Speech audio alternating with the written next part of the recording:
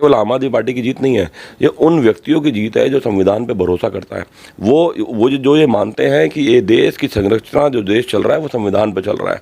तो ये जो लड़ाई थी ना, ये बहुत बड़ी लड़ाई थी। बहुत सारे लोगों को हौसला मिलेगा जो हिम्मत हार चुके थे उन।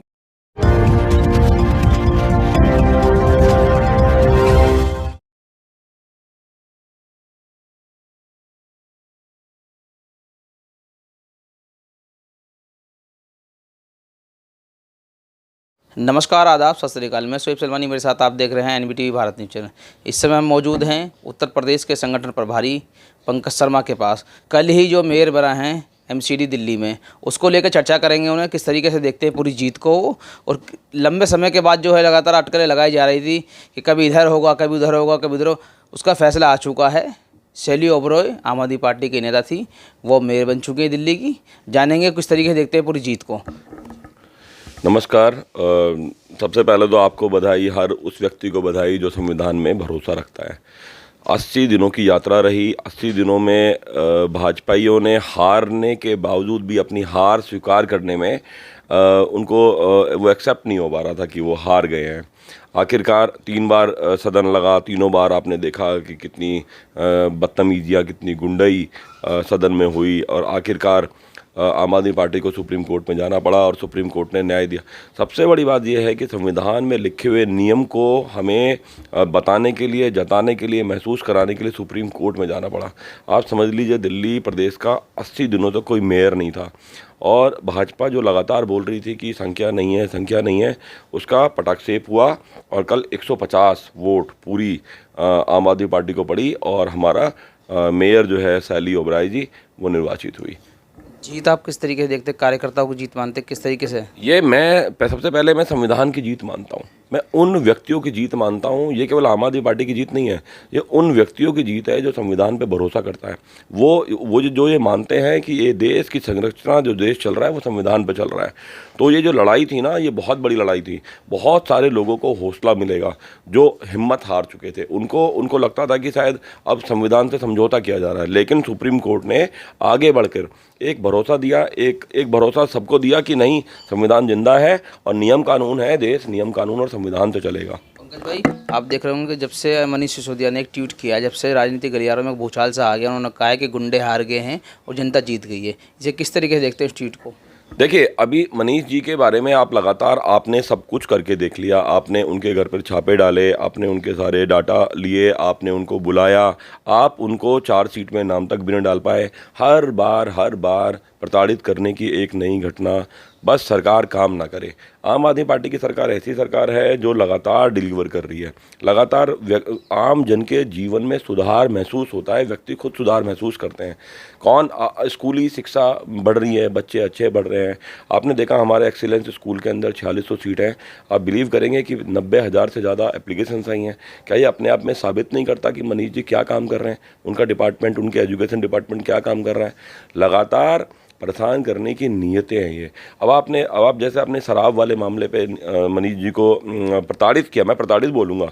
वही नीति हमने जब पंजाब में लागू करी तो 48,000 करोड़ रुपए का हमें फ़ायदा हो गया। तो उससे घाटा क्या होता है? घाटा और फायदे का भाजपा सोचती नहीं है। भाजपा सोचती है कि एक पार्टी अच्छा कार्य कर रही है तो वे बढ़ क्यों रही है। तो ये सब राजनीतिक प्रोपेगेंडा है, इससे कुछ होने वाला है नहीं। समय खराब करने की साजिश है खाली है।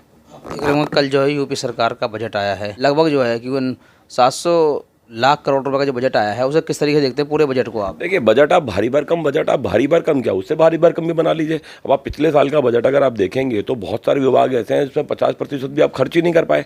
तो बनाने से क्या होगा? अब मैं गाजियाबाद के परिप्रेक्ष्य में अगर आप बताऊं तो नगर निगम पे 350 करोड़ रुपए का कर्जा है। सारे वार्डों के अंदर सारे विकास कार्य रुके पड़े हैं, पैसा है ही नहीं किसी के पास भी देने के लिए। तो आपने क्या प्रोविज़न रखा? आपने गाजियाबाद को क्या दिया? आपने गाजियाबाद को कुछ नहीं दिया। ट्रैफिक पुलिस अगर कमिश्नरी बन गई, यहाँ पर कमिश्नरी ऑफिस बनाने के लिए आपने तुरंत राजनगर एक्सटेंशन में आपने उसके लिए बजट का प्रावधान रख दिया। आप लगातार शहर के अंदर बड़े बड़े ट्रैफिक पुलिस वाले चालान कर रहे हैं। लोगों के पास चलने के लिए फुटपाथ नहीं है, लोगों को पार्क करने के लिए, पार्किंग के लिए प्रॉपर जगह नहीं है। सारी जितनी भी पार्किंग है वो अनियोजित तरीके से चल रही है। आपने शहर को दिया क्या? आप शहर से ले रहे हैं। इतना टैक्स पेयर गाजियाबाद के अंदर बैठा हुआ है। आपको गाजियाबाद के लोगों का ध्यान रखना चाहिए था, आपको पश्चिम उत्तर प्रदेश का ध्यान रखना चाहिए था। और मुझे तो ऐसा लगता है कि बजट केवल केवल 2024 हमेशा चुनावी मोड में रहते हैं, हमेशा चुनावी मोड में रहते हैं। तो ये वाला बजट भी 2024 के लिए आपने बना दिया। तो अब आप कब गाजियाबाद के बारे में सुनेंगे? अब आप सोचिए, गाजियाबाद में इतने जल भराव क्षेत्र हैं, फिर बरसात आने वाली है ना। हर बार वो नगर निगम उसमें मीटिंग करता है कि ये वाले पॉइंट चिन्हित कर लिए, ये वाले पॉइंट चिन्हित कर लिए। उसके लिए बजट का प्रावधान रखना चाहिए था, आज से काम शुरू हो जाना चाहिए था उनके ऊपर। जब से बजट आया तो कोई इसे अमृतकाल का बजट बता रहा था, कोई जम्बो बजट बता रहा है। आप किस तरीके से क्या बजट बताएंगे? नहीं, मैं चुनावी बजट बोलूँगा। जंबो बजट बनाना कुछ नहीं होता। आप चाहे 9 लाख करोड़ क्या, आप चाहे 20 लाख करोड़ बना दीजिए, आपको जब खर्च ही नहीं करना पैसा, आपके पास वो अच्छे अधिकारियों की टीम ही नहीं है और अच्छे निर्देश आप उन्हें दे ही नहीं पाते। अगर आपने मैं बता तो रहा हूँ आपको, पिछले साल का जो बजट है उसमें आप पैसा खर्च ही नहीं कर पाए। जब आप तो जंबो बना लीजिए आप। अब उस पैसे का आवंटित नहीं कर पा रहे, और आवंटन कर रहे हैं तो वो पैसा एग्जीक्यूट नहीं हो पा रहा। और जहाँ ज़रूरत है, जहाँ गाजियाबाद में 350 करोड़ रुपए नगर निगम के मेयर ने उसके आयुक्त ने बाकायदा बजट में बताया था कि भाई 350 करोड़ रुपए का हम पे लॉस में चल रहा था, मैंने वो 50 करोड़ रुपए दे दिया है, अब इतना पैसा बच रहा है। तो वो पैसा कहाँ से दोगे? अब आप समझ लीजिए कि नगर निगम गाजियाबाद में पूरा शहर अंधेरे में डूबा हुआ है। आप जो नगर निगम का स्क्रैप बेच के आप लाइटें खरीद रहे हो, तो आप इससे अंदाज़ा लगा सकते हो कि हालत कितनी खस्ता है। हम जब समाज सेवियों से या नेताओं से जो बात करते हैं इस बजट को लेकर, हम उनसे एक सवाल पूछते हैं कि आप 10 में से कितने नंबर देंगे इस बजट को? मेरे नज़र में ये नंबर देने वाला बजट ही नहीं है। देखिए, नंबर भी उसे दिए जाते हैं जहाँ पर आपके कुछ आप कोई अपेक्षा रखो। हम उनके विचार में है ही नहीं, तो वो हमारी परीक्षा में बैठे ही नहीं। जब वो हमारी परीक्षा में बैठे ही नहीं तो मैं उन्हें नंबर क्या दूं? फिर भी अगर नंबर देने की बात आएगी, नंबर ज़्यादा से ज़्यादा 3 नंबर 4 नंबर, उसमें भी अगर ये पास हो जाएं तो इस नंबर को देने का सबसे बड़ा आंकड़ा, देखिए मेरी नज़र में जिस दिन बजट आता है उस दिन उसकी समीक्षा नहीं होनी चाहिए। जिस दिन आप नया बजट ला रहे हैं उससे पुराने वाले बजट की पहले समीक्षा होनी चाहिए कि आपने उस पुराने वाले बजट में जो घोषणा की थी आपने किया क्या। तो जब आप उसकी समीक्षा करेंगे तो आपको मालूम चल जाएगा कि पुराने वाला बजट, पुराने वाली घोषणाएं फेल थी। जैसे पिछली बार फेल थी वैसे इस बार फेल हो जाएंगी। ये तो हमारे साथ आम आदमी पार्टी के संगठन प्रभारी, उनका साफ तौर पर कहना था पंकज शर्मा का कि आम आदमी पार्टी की जीत हुई है, संविधान की जीत हुई है। और जब हमने उस बजट को लेकर चर्चा की तो उनका साफ तौर पर कहना था कि बजट जो है वो जनता के हित में नहीं है, पश्चिमी उत्तर प्रदेश के हित में नहीं है, गाजियाबाद के हित में नहीं। बजट से गाजियाबाद के लोगों को बड़ी उम्मीदें थी, वो निराशाजनक रही, यही साफ तौर पर उनका कहना था। कैमरामैन अशोक कुमार के साथ में शोएब सलमानी, एनबीटी भारत न्यूज़। धन्यवाद।